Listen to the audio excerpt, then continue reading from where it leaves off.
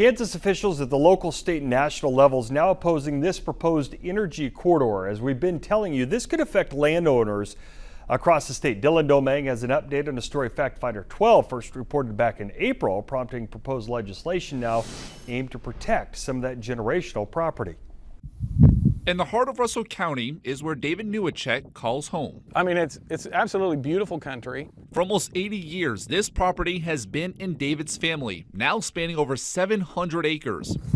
However, he says tough decisions will have to be made if a proposed 5-mile wide energy corridor set to run directly through his land is approved. The line itself with the Grain Belt Express will be 300 feet from my house. You know, do you feel safe living 300 feet under the house where your grandkids are going to be playing? Many counties in Kansas lie along the path of one of the 10 electric transmission corridors proposed nationwide.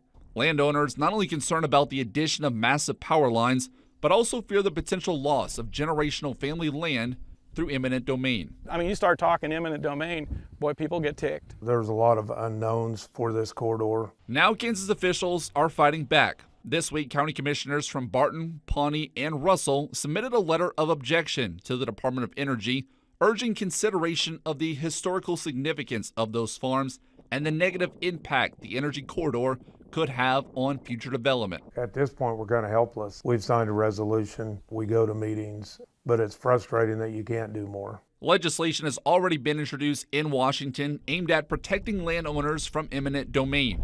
For Newacek, it's an effort he hopes will ensure his family remains on their land for generations to come. We don't feel safe, so once this project is built, we'll abandon the farmstead. In Russell County, Dylan Domingue, 12 News. With legislation now introduced at the national level, lawmakers here in Kansas are following suit. State Representative Troy Waymaster says he plans to introduce a similar bill in the upcoming session in Topeka.